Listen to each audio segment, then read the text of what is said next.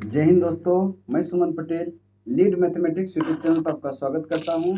आज जो है बिहार दरोगा प्रीलिम्स का जो है प्रैक्टिस सेट नंबर यह 7वां होगा। यह ऑफलाइन क्लास का टेस्ट है और इसमें टोटल 100 क्वेश्चन होता है। ठीक है, जिसको भी ऑफलाइन टेस्ट देना है तो आप जो है रैंकर्स 30 पटना जो किसान कोल्ड स्टोर में है, आप वहाँ आके ज्वाइन कर सकते हैं। इसमें जो है मैथ, जीके, जीएस सारा चीज का डिस्कशन मैं ही करवाता हूँ। ठीक है, तो चलिए देखते हैं आज का पहला नंबर क्वेश्चन। ठीक है, पहला नंबर क्वेश्चन को ध्यान से देखिएगा।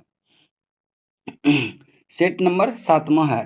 कह रहा है कि इसरो द्वारा किस महिला रोबोट का नाम निर्माण किया है जिसे प्रस्तावित गगनयान में परीक्षण के लिए भेजा जाएगा। तो इसका राइट आंसर होगा व्योम मित्र को, ऑप्शन बी व्योम मित्र। ठीक है, चलिए नेक्स्ट देखते हैं। देखिए यह क्या है कि इसका प्रक्षेपण जो है 2022 तक जो है प्रस्तावित किया गया है और इसरो का स्थापना हुआ था 15 अगस्त 1969 को, 15 अगस्त 1969 को, और इसका हेडक्वार्टर जो है वह बंगलोर में है। अगला प्रश्न चलते हैं 2 नंबर। चीन से अपना पूरा विनिर्माण परिचालन भारत में लाने से चर्चा में रहे कासा एवर्ज जिम्ब मूलतः किस देश की कंपनी है। यह कंपनी जो है यह कहाँ की है, जर्मनी की, और यह जो है वॉन वेलेक्स नामक जो है जूते का निर्माण करती है और यह कंपनी अब चीन से हटाकर उत्तर प्रदेश के आगरा में स्थापित करेगी, उत्तर प्रदेश के आगरा में। अगला प्रश्न है 3 नंबर। पीएम केयर फंड को किस तिथि को रजिस्ट्रेशन एक्ट 1908 के तहत जो है दाखिल किया गया। यह किया गया 27 मार्च 2020 को, ऑप्शन सी। नेक्स्ट क्वेश्चन चलते हैं कि हाल ही में 69 लोगों की हत्या से चर्चा में रहे आतंकवादी संगठन बोको हराम, कौन है, बोको हराम किस देश से संबंधित है। इसका राइट आंसर होगा नाइजीरिया से, ऑप्शन ए। 5 नंबर है 9 जून 2020 को किस राज्य में स्थित IOCL के तेल के कुएं में भीषण आग लग गया है। यह असम के, ठीक है, और यह कुआं जो है असम में है। कहाँ पे, असम। इसका राइट आंसर होगा असम के तिनसुकिया जिले में। ठीक है, असम के तिनसुकिया जिले में। अगला प्रश्न है कि भारत की किस निजी कंपनी ने 2035 तक खुद को शून्य कार्बन उत्सर्जन कंपनी बनाने का लक्ष्य रखा है। ये रिलायंस इंडस्ट्री। किसने, रिलायंस इंडस्ट्री, ऑप्शन डी आपका राइट आंसर होगा, ऑप्शन डी। ठीक है, चलिए आगे चलते हैं। आपका 7 नंबर प्रश्न कह रहा है कि गर्ल है वुमेन आदर पुस्तक जो हाल ही में प्रकाशित हुआ था का लेखक या लेखिका कौन है। तो इसका राइट आंसर जो होगा वह है बर्नेंडियन। कौन है, बर्नेंडिन इवारिस्टो, ऑप्शन बी आपका राइट आंसर होगा। अगला प्रश्न चलते हैं 8 नंबर। कह रहा है कि संसद ने किस राज्य में राष्ट्रीय रक्षा विश्वविद्यालय की स्थापना के लिए विधेयक पारित किया। इसका राइट आंसर होगा गुजरात। कहाँ पे, गुजरात के गांधीनगर में, गुजरात के गांधीनगर। चलिए आगे देखिए, इसमें क्या है कि यहाँ पे जो एक रक्षा शक्ति विश्वविद्यालय था उसी को अपग्रेड किया गया है राष्ट्रीय रक्षा विश्वविद्यालय के रूप में, राष्ट्रीय रक्षा विश्वविद्यालय के रूप में। चलिए आगे चलते हैं। प्रश्न नंबर आपका 9 नंबर प्रश्न है। कह रहा है कि लगभग 35 वर्षों के अंतराल के बाद जो है भारत को किस अंतर्राष्ट्रीय निकाय के गवर्निंग बॉडी की अध्यक्षता प्राप्त हुआ है। तो इसका राइट आंसर होगा ILO के। ठीक है, ILO के, इसका राइट आंसर होगा option number A, International Labour Organization, अंतर्राष्ट्रीय श्रम संगठन। इसका मुख्यालय जो है यह कहाँ पे है, जेनेवा में, मुख्यालय जेनेवा में है और इसका स्थापना जो है 1919 में हुआ था, 1919 में हुआ था। और WTO वर्ल्ड ट्रेड ऑर्गेनाइजेशन का स्थापना जो है 1 जनवरी 1995 में हुआ था, 1 जनवरी 1995 में हुआ था और इसका हेडक्वार्टर भी जेनेवा में है। और देखेंगे WHO का स्थापना 7 अप्रैल 1948 को हुआ था और इसका हेडक्वार्टर भी जेनेवा में है। FAO का मतलब होता है फूड एंड एग्रीकल्चर ऑर्गेनाइजेशन, और इसका स्थापना हुआ था 16 अक्टूबर 1945 को। 16 अक्टूबर 1945 को इसका स्थापना हुआ था, और इसका मुख्यालय जो है रोम इटली में है। रोम इटली में है।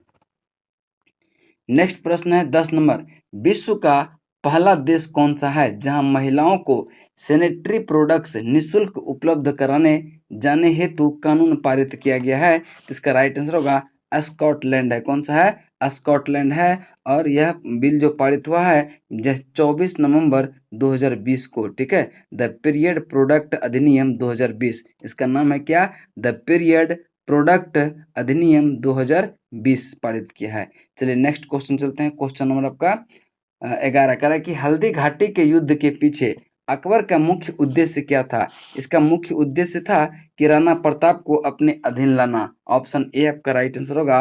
और हल्दी घाटी का युद्ध हुआ था 18 जून 1576 को। 18 जून 1576 को, ठीक है, महाराणा प्रताप और अकबर के सेना के बीच। चलिए नेक्स्ट क्वेश्चन है, क्वेश्चन नंबर आपका 12, कह रहा है कि निम्न में से कौन सी रचना संत तुलसीदास की नहीं है? संत तुलसीदास की नहीं है। तो आप देखेंगे यह साहित्य रत्न जो है यह तुलसीदास का नहीं है। बाकी जो है गीतावली और विनय पत्रिका और कवितावली, ये सब जो है तुलसीदास का है। तुलसीदास का है।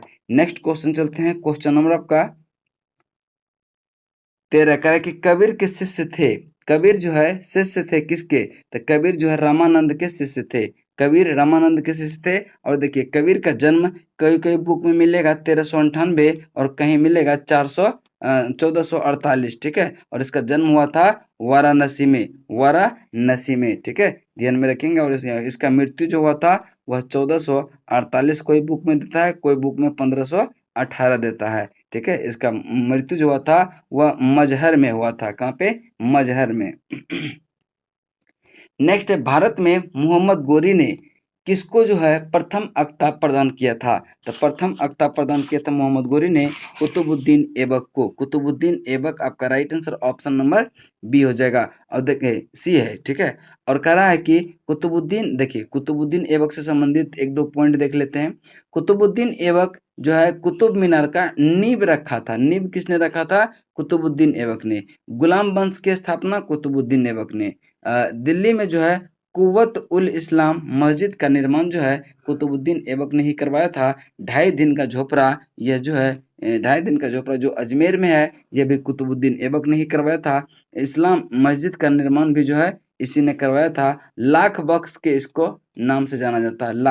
लाख बख्श के नाम से इसको जाना जाता है। नेक्स्ट है कि किस सिख गुरु ने अपने को सच्चा पातशाह कहा और सभी लोगों को अपने नाम के अंत में जो है सिंह शब्द जोड़ने के लिए कहा? तो इसका राइट आंसर जो हो जाएगा वो हो जाएगा गुरु गोविंद सिंह। गुरु गोविंद सिंह आपका राइट आंसर ऑप्शन नंबर कौन सा हो जाएगा? ऑप्शन नंबर सी हो जाएगा। ऑप्शन नंबर सी, ठीक है, गुरु गोविंद सिंह। इसका जो कार्यकाल रहा था वह 1675 से 1708। 1675 से 1708। अब देखिए इसने जो है खालसा पंथ की स्थापना किया था। और इनका जन्म जो हुआ था 1666 को पटना में हुआ था। पटना में, ठीक है। इसका मृत्यु जो हुआ था 1708 में हुआ था।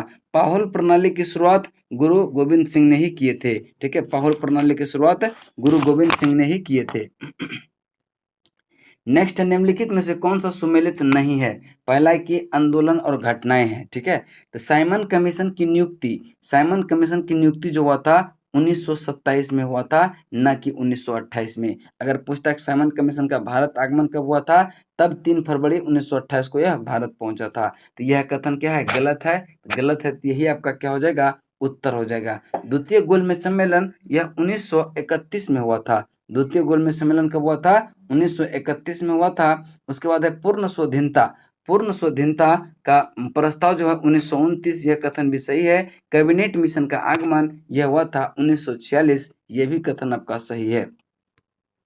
नेक्स्ट है, देखिए निम्नलिखित में से कौन सा सुमेलित है? यानी सही सुमेलित चूज करना है, ठीक है। अब देखिए पहला है शिशुबद्ध। शिशुबद्ध जो है क्या यह लॉर्ड विलियम बेंटिंक से संबंधित है? नहीं, शिशुबद्ध जो है यह लॉर्ड बेलेजली से संबंधित है। किससे है? बेलेजली से, ठीक है। और देखिए बेलेजली का जो शासनकाल रहा था 1798 से 1805, 1798 से 1805, ठीक है। और देखिए उसके बाद जो है इसके बाद जो है दास प्रथा का अंत, ठीक है।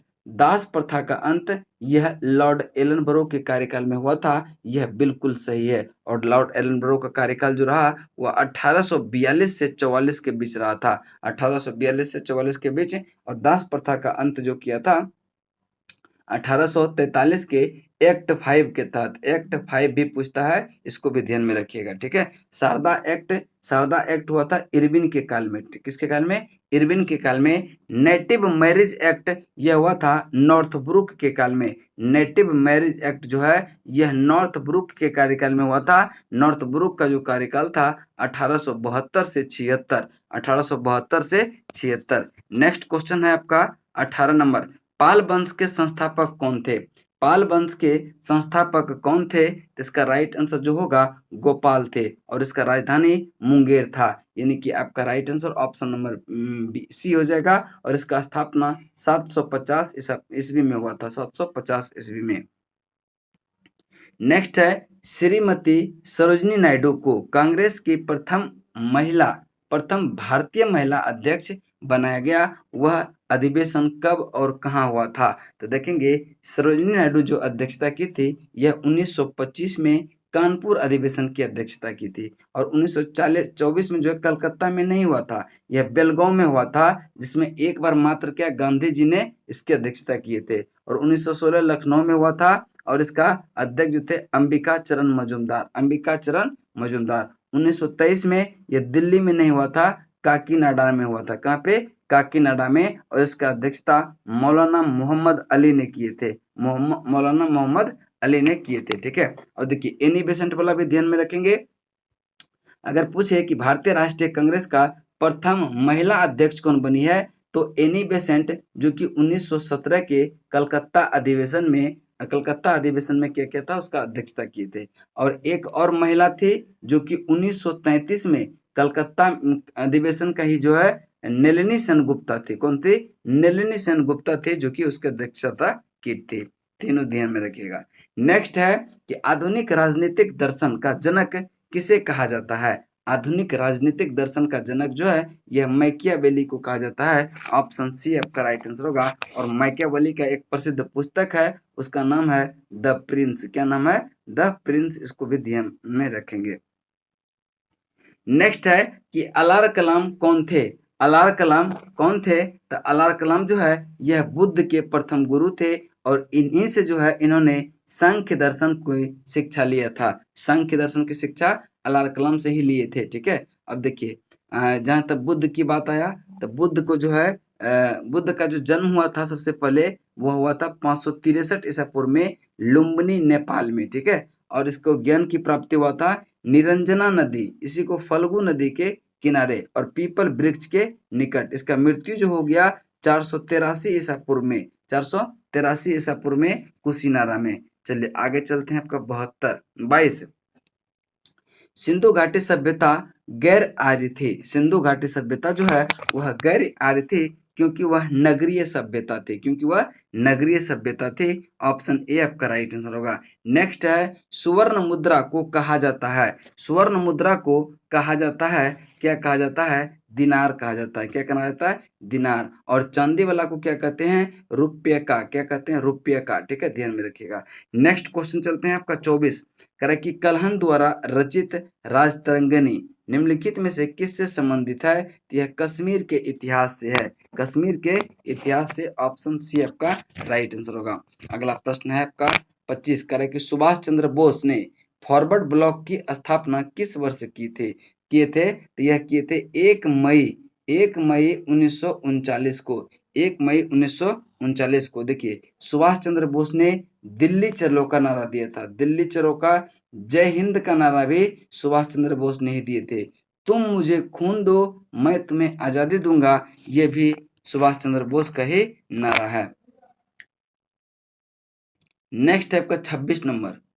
26 नंबर है, कह रहा है कि विश्व वन्य जीव कोष द्वारा प्रतीक के रूप में किस पशु को लिया गया? प्रतीक के रूप में पांडा को लिया गया। ऑप्शन ए आपका राइट आंसर होगा। नेक्स्ट क्वेश्चन है 27 नंबर, कह रहा है कि राष्ट्रीय पर्यावरण अभियांत्रिकी अनुसंधान संस्थान कहाँ स्थित है? तो यह नागपुर में स्थित है। कहाँ पे? नागपुर। आपका right answer option number C हो जाएगा। नेक्स्ट है कि किस कारण जो है स्टोन कैंसर होता है? तो यह जो है अम्ल वर्षा के कारण स्टोन कैंसर होता है, इसको ध्यान में रखिएगा। नेक्स्ट क्वेश्चन चलते हैं, क्वेश्चन नंबर आपका 29, कह रहा है कि मल्टीमीडिया के क्षेत्र में जेपीईजी का फुल फॉर्म क्या होता है? इसका फुल फॉर्म होता है ज्वाइंट फोटोग्राफिक एक्सपर्ट्स ग्रुप। ठीक है, joint photographic experts group. Option A आपका राइट आंसर होगा।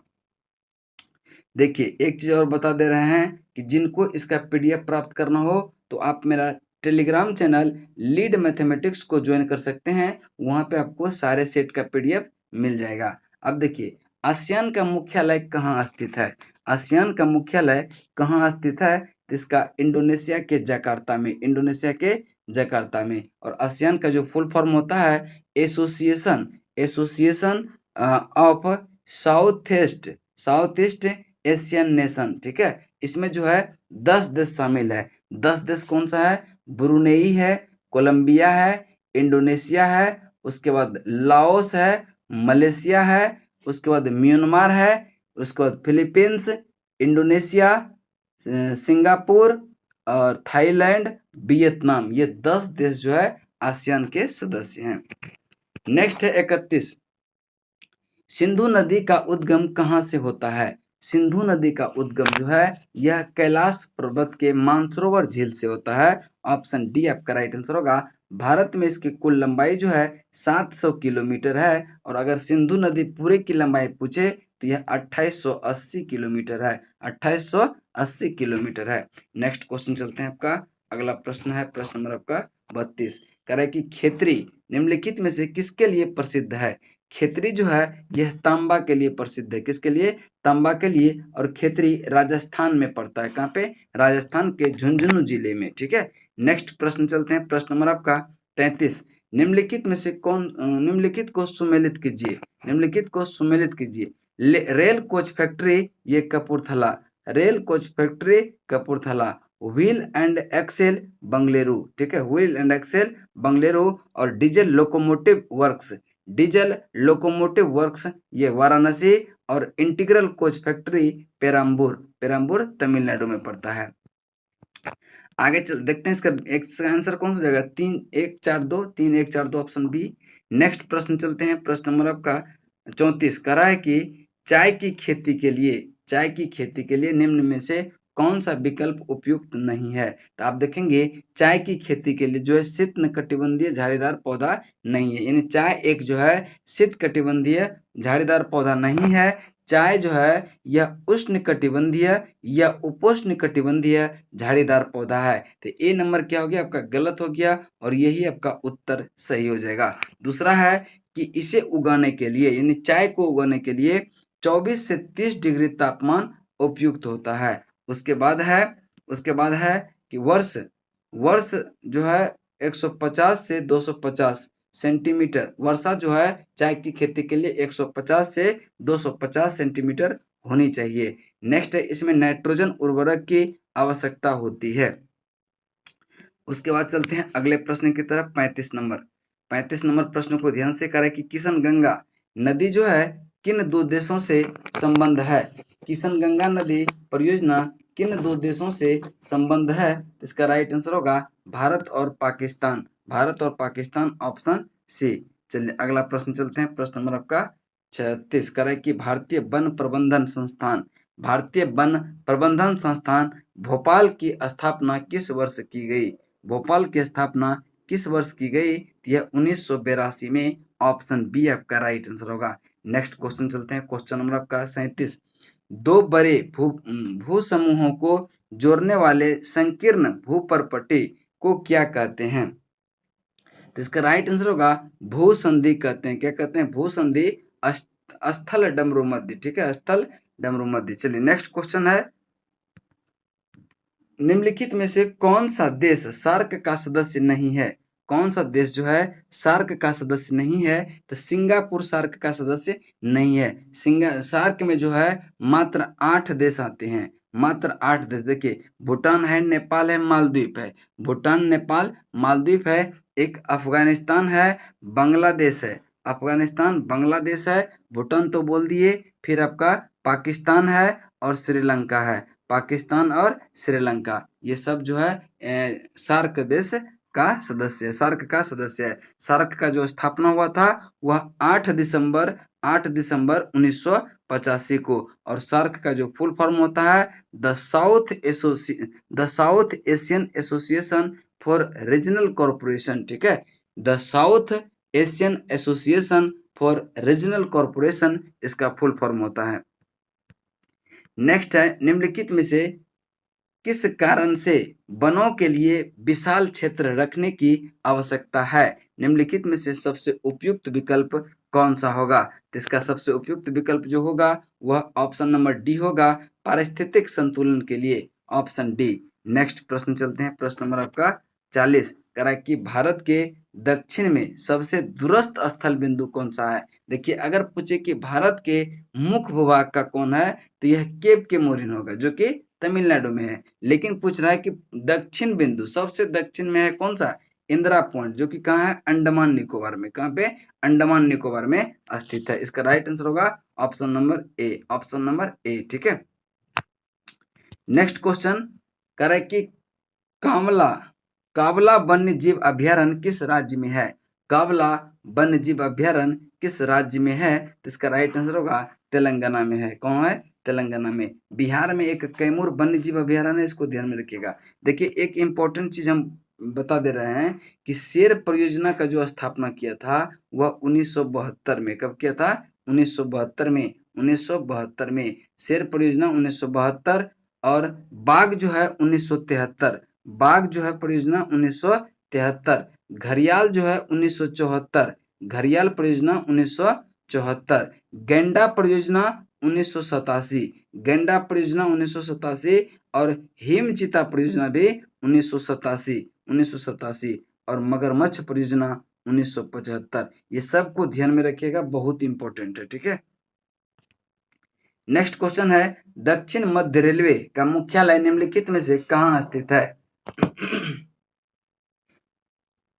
दक्षिण मध्य रेलवे का मुख्यालय निम्नलिखित में से कहाँ स्थित है? इसका राइट आंसर होगा Secunderabad, option B right answer होगा।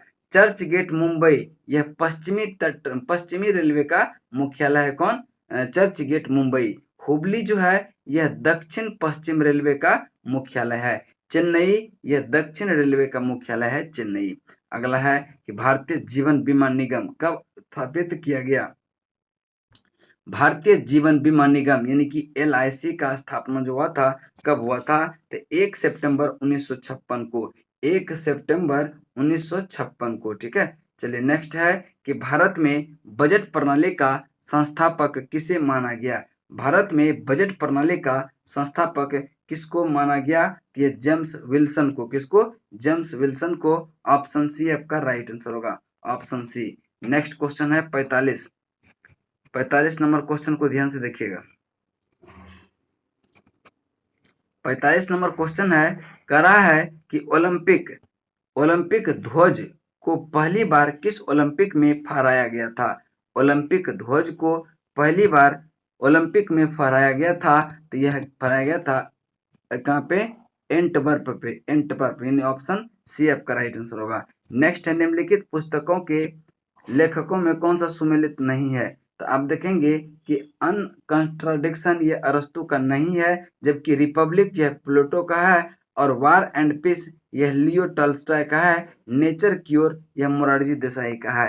यानी कि ऑप्शन नंबर ए राइट आंसर होगा। नेक्स्ट है कि जवाहरलाल नेहरू द्वारा जवाहरलाल नेहरू पुरस्कार, ठीक है, जवाहरलाल नेहरू पुरस्कार की शुरुआत जो है किस वर्ष हुआ था? ये 1965 में हुआ था। 1965 में हुआ था, ध्यान में रखेंगे इसको। चलते हैं अगले प्रश्न की तरफ। कह रहा है कि निम्न में से किस नृत्य को शास्त्रीय नृत्य में नहीं रखते हैं? देखिए, मणिपुरी को शास्त्रीय में रखते हैं, कथक को रखते हैं, उड़ीसा को, लेकिन पंडवानी को नहीं रखते हैं। इसलिए राइट आंसर आपका ऑप्शन नंबर डी होगा, पंडवानी। यह एक नाट्य कला है। क्या है? नाट्य कला है। विश्व बालकोष दिवस, विश्व बालकोष दिवस किस दिन मनाया जाता है? तो विश्व बालकोष दिवस जो मनाया जाता है वह 11 दिसंबर को। ऑप्शन सी आपका राइट आंसर होगा, 11 दिसंबर को। नेक्स्ट है कि फेडरल असेंबली किस देश का संसद है? फेडरल असेंबली किस देश का संसद है? यह स्विट्जरलैंड का। कहाँ का? स्विट्जरलैंड का। और देखिए, स्वीडन का क्या है? रिस्क डाग है। क्या है? रिस्क डाग जो है यह स्वीडन का है। आयरलैंड का डेल आयरन, आयरलैंड का है डेल आयरन। और डेनमार्क जो है फोल्केटिंग है, डेनमार्क का फोल्केटिंग। ध्यान में रखिएगा। चलते हैं आगे प्रश्न, अगला प्रश्न की तरफ। 51 नंबर कह रहा है कि हाल ही में सीमा सड़क संगठन यानी कि बॉर्डर रोड ऑर्गेनाइजेशन BRO में कमांडिंग अधिकारी नियुक्त होने वाली पहली महिला कौन बनी है? इसका राइट आंसर होगा वैशाली एस हिनासे। वैशाली एस हिनासे वह पहली महिला कमांडिंग अधिकारी BRO के बने हैं। अगला प्रश्न चलते हैं, प्रश्न नंबर आपका 52 कह रहा है कि निम्नलिखित में से किस निकाय द्वारा कोविड-19 वैश्विक महामारी के दौरान भारी लाभ कमाने वाली कंपनियों पर आपातकालीन सॉलिडेटरी कर लगाए जाने का सुझाव दिया है? यह किसने दिया है? IMF ने दिया है, अंतर्राष्ट्रीय मुद्रा कोष। आपका option number B right answer होगा। नेक्स्ट है 53 नंबर। 53 नंबर क्वेश्चन में ध्यान पे पढ़ेंगे। क्या कर रहा है कि 67वें फिल्म पुरस्कार 2021 होगा यहाँ पे। ठीक है, 2021 के संदर्भ में निम्नलिखित में से कौन सा युग्म सुमेलित नहीं है? ठीक है, पहला है कि सर्वश्रेष्ठ अभिनेता मनोज बाजपेयी को एवं धनुष को चुना गया है। यह कथन क्या है? बिल्कुल सही है। दूसरा कथन है कि सर्वश्रेष्ठ बाल फिल्म जो है कस्तूरी है। सर्वश्रेष्ठ बाल फिल्म क्या है? कस्तूरी है। और सर्वश्रेष्ठ निर्देशक, सबसे सर्वश्रेष्ठ जो है निर्देशक जो है, निर्देशन यह कौन है? इसका है संजय पूरन सिंह। ठीक है, संजय पूरन सिंह चौहान। तो यही क्या है? गलत है, और यही पूछ रहा था। इसका राइट आंसर होगा ऑप्शन नंबर सी। अब देखिए, अगर पूछे इसमें कि 67वां राष्ट्रीय फिल्म पुरस्कार में अगर पूछे कि सर्वश्रेष्ठ हिंदी फिल्म कौन सा रहा, तो यह छिछोरे रहा। कौन सा? छिछोरे। अगर पूछे सर्वश्रेष्ठ फिल्म कौन रहा, तो सर्वश्रेष्ठ film Marakkar lion of the Arabian sea, Marakkar lion of the Arabian sea. और अगर पूछे कि सबसे सर्वश्रेष्ठ अभिनेत्री कौन है, तो यह है कंगना रनौत। कंगना रनौत, इसको भी ध्यान में रखिएगा। सर्वश्रेष्ठ अभिनेत्री कौन है? कंगना रनौत। ये भी सही है। चलते हैं अगले प्रश्न की तरफ। प्रश्न नंबर आपका 54। प्रश्न नंबर 54 को ध्यान से पढ़ेंगे। कह रहा है कि राष्ट्रीय सांख्यिकी कार्यालय के अग्रिम आकलन में 2020-21 में किस क्षेत्र में वृद्धि सर्वोच्च रही है? यह कृषि के क्षेत्र में रही है। ऑप्शन ए आपका राइट आंसर होगा। नेक्स्ट क्वेश्चन चलते हैं, आपका क्वेश्चन नंबर आपका 55 कह रहा है कि 11 फरवरी 2021 को विश्व संपोषीय, ठीक है, विश्व संपोषीय विकास शिखर सम्मेलन का उद्घाटन किसके द्वारा किया गया? ये किया गया प्रधानमंत्री नरेंद्र मोदी के द्वारा। प्रधानमंत्री नरेंद्र मोदी आपका right answer option number A होगा। और इसका जो थीम है, इसका थीम है redefining our formula future and secure environment. ठीक है, थीम है इसका क्या? Redefining our common future and secure environment. ठीक है, ध्यान में रखिएगा इसको। चलिए आगे चलते हैं। आपका वैश्विक लोकतंत्र सूचकांक 2020 में भारत का स्थान जो रहा हुआ 53 नंबर रहा, यानी 53वां रहा है। नेक्स्ट क्वेश्चन चलते हैं, क्वेश्चन नंबर आपका 57 कह रहा है कि निम्नलिखित में से कौन देश की पहली मुस्लिम महिला कुश्ती कोच बनी है? मुस्लिम महिला कुश्ती कोच कौन बनी है? इसका राइट आंसर होगा फातिमा बानो। फातिमा बानो आपका option number B right answer होगा। नेक्स्ट क्वेश्चन है कि राष्ट्रीय खेल में एडवेंचर पुरस्कारों में विजेता को प्रदान किए जाने वाले धनराशि के संबंध में कौन सा सुमेलित नहीं है? देखिए, राजीव गांधी खेल रत्न का पुरस्कार का जो ये किया है वह पहले 7.5 लाख था, इसको बढ़ाकर 25 लाख कर दिया। और अर्जुन पुरस्कार यह पहले 5 लाख था, अब जो है वह 15 लाख कर दिया, 15 लाख कर दिया। उसके बाद है द्रोणाचार्य पुरस्कार, ये भी पहले 5 लाख था, लेकिन इसको बढ़ाकर जो है 15 लाख किया है। कितना किया है? 15 लाख। यह क्या हो गया? तब गलत हो गया, तो आपका ऑप्शन नंबर सी ही क्या होगा? राइट आंसर होगा। ध्यानचंद पुरस्कार पहले 5 लाख था, अभी 10 लाख दे रहा है, यह सही है। तो इसका right answer option number C हो जाएगा। नेक्स्ट है 59 कह रहा है कि संसदीय समिति ने सरकार से पॉक्सो एक्ट के तहत किशोर की उम्र जो है 18 वर्ष से घटाकर निम्न में से कितने वर्ष करने की सिफारिश की है? तो इसका राइट आंसर जो होगा 59 का ऑप्शन नंबर बी होगा, ऑप्शन नंबर बी होगा। नेक्स्ट प्रश्न चलते हैं, प्रश्न नंबर आपका 60 कह रहा है कि निम्नलिखित में से कौन सा सुमेलित नहीं है? निम्नलिखित में से कौन सा सुमेलित नहीं है? देखिए, राज्यपाल, उपराज्यपाल है, यह लेफ्टिनेंट गवर्नर इसको कहते हैं, और संघ राज्य क्षेत्र है। दिल्ली का अनिल बैजल है, यह बिल्कुल सही है। लद्दाख का मनोज सिन्हा नहीं, मनोज सिन्हा जम्मू कश्मीर का है, ठीक है। लद्दाख का कौन है? राधा कृष्ण माथुर, राधा कृष्ण माथुर लद्दाख का है। मनोज सिन्हा जम्मू कश्मीर का। चंडीगढ़ का है बीपी सिंह बदनौर। लक्षद्वीप का प्रफुल्ल पटेल। तो इसका right answer option number B सुमेलित नहीं है। चलते हैं अगले प्रश्न की तरफ, प्रश्न नंबर 61 नंबर प्रश्न है, कह रहा है कि भारत के नियंत्रक एवं महालेखा परीक्षक के संदर्भ में निम्नलिखित में से कौन सा कथन सही नहीं है? तो पहला कथन है कि उसकी नियुक्ति राष्ट्रपति द्वारा 6 वर्ष के लिए अवधि के लिए किया जाता है। सही है, 6 वर्ष पूर जाए या फिर 65 वर्ष पूर जाए, जो पहले पूर जाए उससे वह ये हो जाता है, ठीक है। राष्ट्रपति नियुक्ति जो करता है वह अनुच्छेद 148 के तहत कैग का नियुक्ति करता है। नेक्स्ट है, उसका वेतन और सेवा शर्त राष्ट्रपति द्वारा निर्धारित की जाती है? नहीं, इसका वेतन एवं सेवा शर्त जो है यह संसद द्वारा निर्धारित की जाती है। किसके द्वारा? संसद द्वारा। तीसरा कथन है, कहना है कि वह केंद्र सरकार के लिए लेखा परीक्षण का कार्य करता है, यह सही है। और चौथा है कि भारत के पहले सीएजी जो है वह कौन थे? नरहरि राव थे। कौन है? नरहरि राव थे, तथा वे वर्तमान सीएजी जो है वह गिरीश चंद्र मुर्मू है, गिरीश चंद्र मुर्मू है। नेक्स्ट प्रश्न है, प्रश्न नंबर 62, निम्न संयुक्त लोक सेवा आयोग, संयुक्त लोक सेवा आयोग की नियुक्ति इनमें से किसके द्वारा की जाती है? तो इसका राइट आंसर जो होगा ऑप्शन बी, भारत के राष्ट्रपति द्वारा, भारत के राष्ट्रपति, ऑप्शन बी। अगला प्रश्न चलते हैं, प्रश्न नंबर आपका 63, कह रहा है कि भारतीय संविधान में राष्ट्रपति के निर्वाचन पद्धति का प्रावधान कहाँ से लिया गया है? यह आयरलैंड से लिया गया है। निर्वाचन पद्धति आयरलैंड से लिया गया है। नीति निर्देशक तत्व जो है यह भी आयरलैंड से ही लिया गया है। नेक्स्ट है, संविधान के प्रावधानों के अनुसार निम्नलिखित में से किसको समाप्त किया जा सकता है? देखिए, लोकसभा और विधानसभा को भंग किया जा सकता है, लेकिन इसको समाप्त नहीं किया जा सकता है। राज्यसभा या एक अस्थायी सदन है, इसको कभी समाप्त या भंग नहीं किया जा सकता है। और विधानसभा परिषद जो है इसको जो है अनुच्छेद 169 के तहत समाप्त किया जा सकता है, इसीलिए right answer option number D होगा। नेक्स्ट क्वेश्चन चलते हैं, बिहार के प्रथम मुख्यमंत्री इनमें से कौन थे? डॉक्टर कृष्ण सिंह थे, doctor Krishna Singh, option C. Next है कि हैदराबाद रियासत को किस आधार पर, हैदराबाद रियासत को जो है किस आधार पर, हैदराबाद,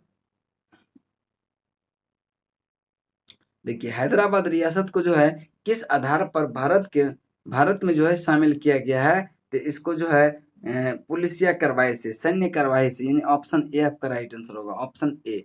और जनमत संग्रह से जूनागढ़ को, और विलय पत्र पर हस्ताक्षर करके जम्मू कश्मीर को, ठीक है, ध्यान में रखिएगा। चलते हैं अगले प्रश्न की तरफ, केरल के त्रिस्तरीय पंचायती राज तंत्र में कौन शामिल है? इसका राइट आंसर होगा 67 का, कौन सा? 67 का हो जाएगा ऑप्शन नंबर बी, यानी कि ग्राम पंचायत, प्रखंड पंचायत और जिला पंचायत, यह केरल के त्रिस्तरीय पंचायती राज के तंत्र में शामिल है। नेक्स्ट क्वेश्चन है, क्वेश्चन नंबर 68 कह रहा है कि इनमें से कौन महिला अधिवक्ता है जो वकालत से सीधे सर्वोच्च न्यायालय के न्यायाधीश नियुक्त किया गया? तो इसका राइट आंसर होगा Indu Malhotra, option A, Indu Malhotra, option A.